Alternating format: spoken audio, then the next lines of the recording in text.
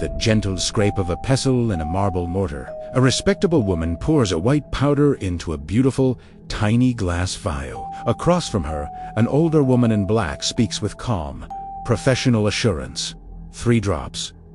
In his evening wine, the fever will come in a week. They will say, it is the egg. You will be a grieving widow. The notary will come on the 8th day. A heavy coin is placed on the table. This was not a crime of passion. This was a transaction, an invoice for a funeral, paid in advance. In the shadows of pre-modern Europe, a vast, silent industry thrived. An industry run by women, for women. This was the business of death. Welcome. If you were a woman in, say, 1650 and you needed a man gone, your options were limited. A knife required strength and access. A pistol was loud, male, and traceable, but a pinch of white arsenic. It was quiet. It could be administered in food or drink in your domain. The kitchen, its symptoms vomiting, cramping, fever mimicked the cholera or consumption that regularly swept through cities. It required not brute force, but patience, knowledge, and access. It was, in other words, the perfect entrepreneurial weapon. And for a certain class of businesswoman, it became a product, a solution to a very common problem. Because in a world with no legal divorce, where a wife was her husband's property, and where a widow could finally inherit, death was often the only viable exit strategy. The demand was there. And where there is demand, a supply chain emerges. Let's meet the key players. Think of them not as monsters, but as CEOs of a toxic cottage industry. Our story begins with the original professional. Locusta of Rome, 1st century AD. She wasn't a desperate wife. She was a contractor. Hired by the Roman elite, the history books whisper, even by Emperor Nero himself, Locusta was a specialist. She developed proprietary formulas and tested them on slaves to perfect potency and timing. She wasn't selling to housewives. She was selling to the state. She represents the high-end, bespoke side of the trade. An innovator. But for the mass market, we go to Italy. Circa 1650 a meet Julia Tofana. She wasn't just a poisoner. She was a marketing genius. Her product, Aqua Tofana Likely, a cunning blend of arsenic, Ledahundava, and Belladonava, a masterpiece of branding. She sold it in elegant vials, marketed as a cosmetic face cream or as manna of St. Nicholas, a miracle cure.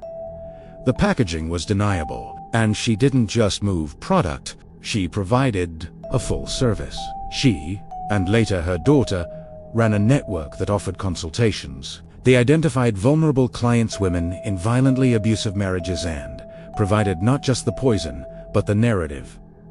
Use 3 drops. He will sicken slowly. You will nurse him. The world will see a tragic, devoted wife. She operated for nearly 50 years. That's not a crime spree. That's a successful, long-standing corporation. But no business can resist scaling up. In the court of the Sun King, Louis XIV, the model franchised Enter Catherine Momboisin, known as La Voisin. Her operation was a one-stop shop for the secret needs of powerful women. Need a love potion to snare the king? An abortion? Or a permanent solution to a problematic husband? Se Provided. This was the trade moving into the luxury sector, serving aristocrats. It was a network of midwives, perfumers, and alchemists, a shadow economy touching the very throne. Think about that. It wasn't just desperate women in attics. It was a system with manufacturers, distributors, sales agents, and a loyal customer base. It was, in every dark sense of the word, a business. So, what happens when a grassroots female-run industry starts cutting into the profits and the power of the state? A hostile takeover.